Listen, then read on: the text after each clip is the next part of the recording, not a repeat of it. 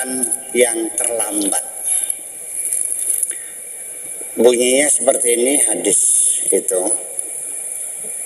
Wallati nafsi biyadihi la ta'murunna bil ma'rufi wa la tanhauna 'anil munkari aw la yushikadallahu an yab'atha 'alaikum iqaban thumma tad'unahu fala yustajabu lahu.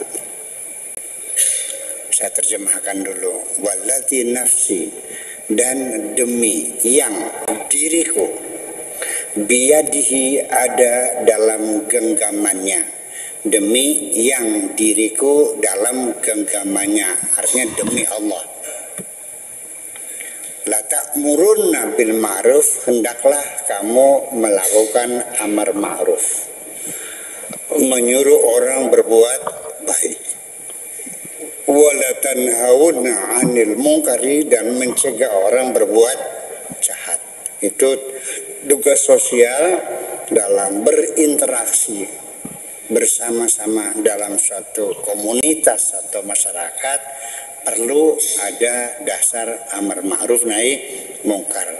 Kita saling menggalakkan, ya, saling mendorong masing-masing untuk saling berbuat kebaikan-kebaikan, dan kita bersama-sama mencegah jangan sampai kriminalitas merajalela demi keamanan dan stabilitas.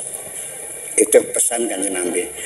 Au la yushikannallahu an yab'atha 'alaikum iqaban, nanti suatu ketika kalau Allah sudah memutuskan akan menurunkan azab dan siksa kepada kamu dengan kekacauan, hilangnya keamanan, ketenangan, ketentraman, terjadi perang saudara, bunuh-membunuh, kacau balau. Kalau sudah begitu, summa tad'unahu, baru setelah itu kamu minta kepada Allah, minta dikembalikan keamanan kepadamu, fala yustajab lahu, enggak bakal dikabul doa kamu itu. Itu artinya bahwa sebelum terlambat, sebelum kamu kena penyakit, sebelum kamu kena siksa, yuk mumpung lagi seger, mumpung lagi waras, ya segera bertobat kepada Allah, karena nilainya berbeda. Saya tetap terlepas di hadis ini, saya tetap menghargai orang bertobat apapun sebabnya. Apakah dia kembali ke kampung karena gara-gara sudah tua, sudah 65 tahun, sudah pelanggannya udah nggak ada, paling anak-anak SD, bayarannya juga Rp2.000, kata Bu Wali Kota Surabaya ya, Rismato. Iya, atau karena dia sudah kena penyakit, kembali lagi, ya saya menghargai. Itu juga bentuk pertobatan sekalipun secara terpaksa. Ataupun pertobatan karena ada lelaki yang berbaik hati mau menikahinya, entah orang Korea, entah orang Taiwan, kan gitu. Kan berarti dibawa ke sana, alhamdulillah hidup baik-baik, udah masyarakat baru, teman baru, tempat baru, nggak ada yang kenal, udah baik-baik, udah insyaallah mudah-mudahan diterima. Tetapi yang lebih hebat lagi adalah masih ayu, masih gembleng, masih laris, masih ngantri, tiba-tiba tersadar bahwa ini adalah pekerjaan nggak benar, ini adalah kemaksiatan yang menimbulkan penderitaan. Bismillahirrahmanirrahim, dia pulang lagi ke Indramayu, kembali majelis taklim lagi, ngaji lagi, sembahyang lagi. Itu yang namanya taubatan nasuha. Kelas orang yang taubat karena kesadaran diri, bukan karena keterpaksaan, bukan karena tertangkap, karena digerebek. Ya kan gitu. Nah, itu namanya taubat nasuha. Kenapa nasuha? Dari kata nasihat. Nasuha itu wazannya fa'ulun lil mubalaghah.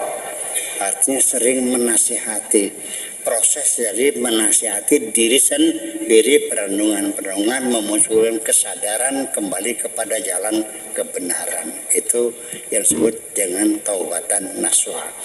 Adapun syarat kedua taubat nasuha adalah berjanji untuk tidak mengulangi. Saya kira orang yang sudah kena penyakit berjanjinya benar-benar tidak akan mengulangi.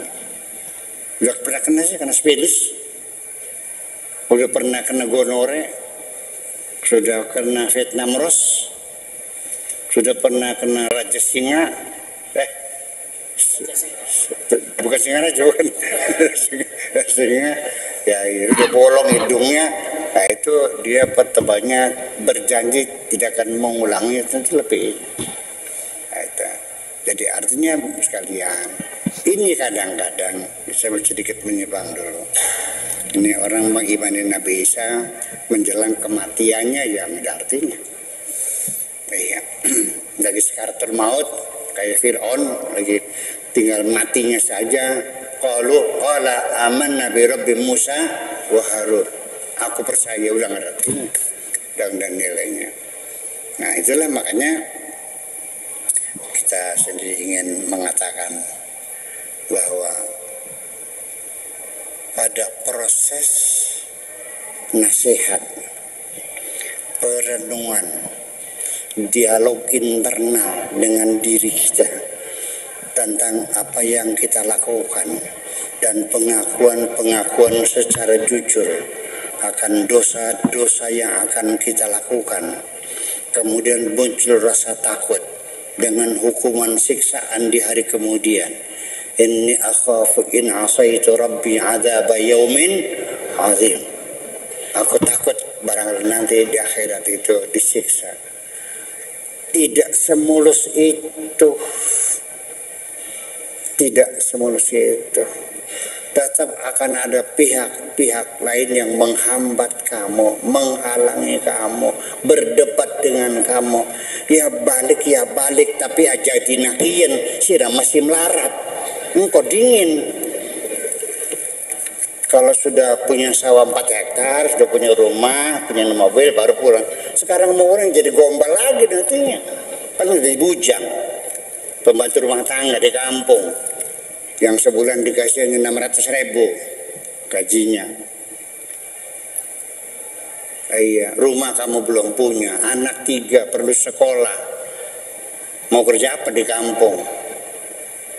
Nanggung setahun lagi, gitu kata setannya tuh, gitu. Yang tadinya kopernya udah dibersihkan, baju dibongkar lagi, wis bisa. Terjadi nggak begitu? Iya. Jadi jangan dikira bahwa niat baikmu itu akan mulus-mulus saja kok. Saya sendiri juga sama. Tidak lepas dari godaan seperti itu, karena saya juga manusia seperti kamu juga.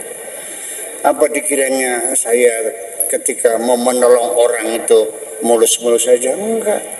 Sampai suatu ketika saya akan menolong orang, tinggal nih kata setannya, Buya, engkau dingin ngena-kenane, engkau bakal tamunya akeh. Nunggu nanti kalau sudah banyak